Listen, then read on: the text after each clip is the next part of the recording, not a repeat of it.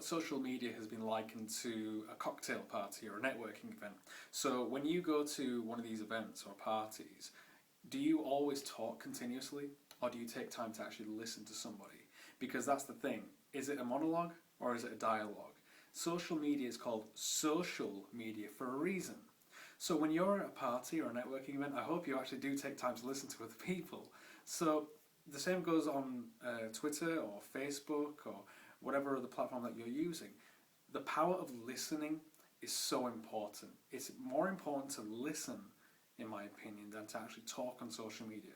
So when you're listening, you can actually find opportunities. You can actually start to see what are the people's needs. Is that person actually my customer? Because if you just start talking,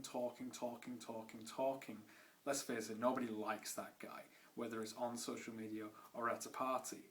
So take time to actually listen to what people are saying on social media, and you'll start to see that you actually identify a lot more opportunities for generating sales.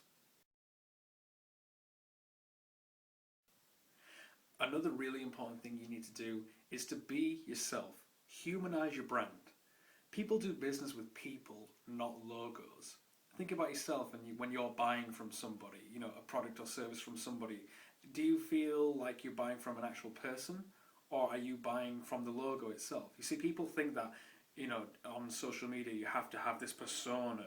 Well, it won't be called social media otherwise if it was like that. So you need to really just humanize your brand. Show people that you're a person and you can be social on these platforms. I'm not saying don't be unprofessional. I mean, there's a way to kind of, strike a balance between being social and professional. It can be done. But at the end of the day, people will buy from you, the person, as opposed to the logo or the professional persona that you're trying to portray. The last thing that you need to do to be able to generate sales on social media is to just be nice. It's so great when you find somebody who's just a nice person. When you're on Twitter, why don't you just retweet somebody?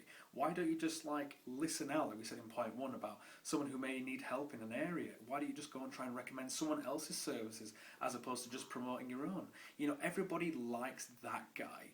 You see, whenever you're seen to be helping out other people, and you're a very helpful person, you're perceived as a very nice person, don't you think that's going to help other people recommend your services as opposed to someone who's just spamming all the time?